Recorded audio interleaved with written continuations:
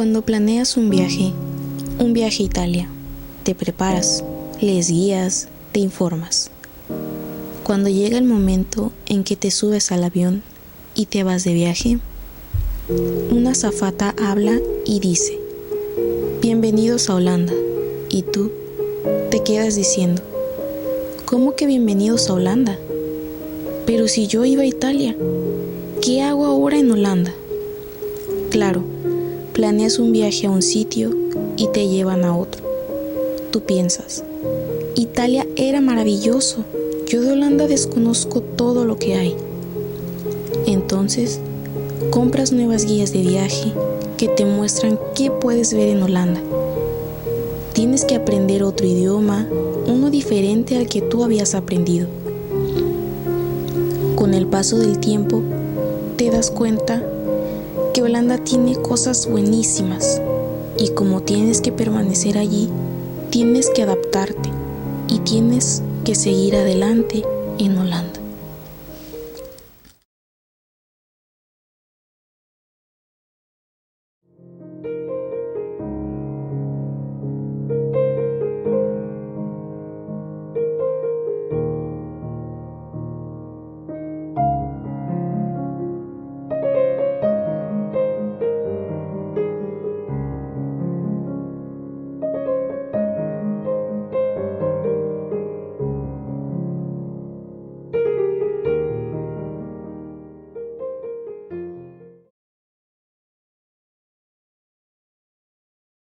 Dije yo, bueno, están locos, no es algo así que sea de enfermedad grave o una discapacidad que yo, para mí, esa no lo creía. La parálisis cerebral es un trastorno global de la persona consistente en un desorden permanente y no inmutable del tono muscular, la postura y el movimiento, debido a una lesión no progresiva en el cerebro antes de que su desarrollo y crecimiento sean completos. Esta lesión puede generar la alteración de otras funciones superiores e interferir en el desarrollo del sistema nervioso central. La evidencia más característica del síndrome será una alteración o retraso en el desarrollo psicomotor.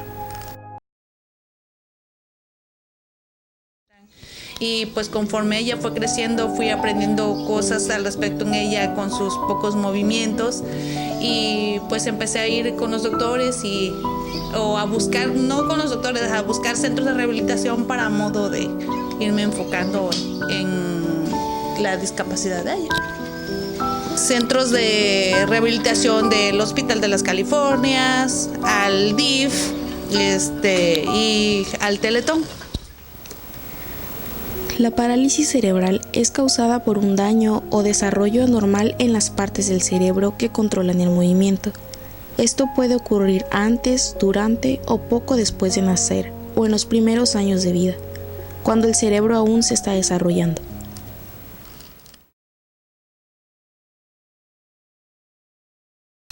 En la escuela de Arlet, sí, que es el CAM, sí es fácil para ella, que en un principio yo decía que ella la quería meter a la escuela porque quería yo saber y aprender más cosas en base, como que relacionarla ante la sociedad y con las personas. Y sí le ha servido de mucho con los compañeros, ha estado muy su desarrollo en ella muy constante ¿cómo le dicen? Y orientada en lo del aprendizaje, y le ha servido de mucho.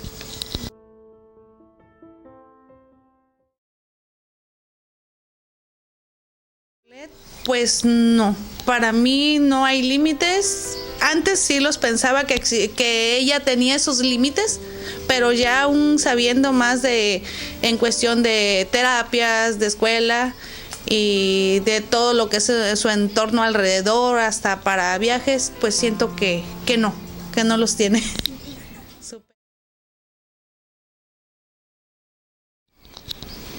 Pues mi mayor reto es luchar día a día con ella en cuestión de de que ella tenga una mejor calidad de vida, a pesar de las circunstancias que a veces dice uno no tiene uno para los pasajes o que no tiene uno para la gasolina, el desvelarse, el madrugar, o sea, todo eso es para mí el mayor reto y todavía los que faltan a seguir, que no lo sea. La parálisis cerebral es un trastorno global de la persona consistente en un desorden permanente y no inmutable del tono muscular, la postura y el movimiento, debido a una lesión no progresiva en el cerebro, antes de que su desarrollo y crecimiento sean completos. Esta lesión puede generar la alteración de otras funciones superiores e interferir en el desarrollo del sistema nervioso central. La evidencia más característica del síndrome será una alteración o retraso del desarrollo psicomotor.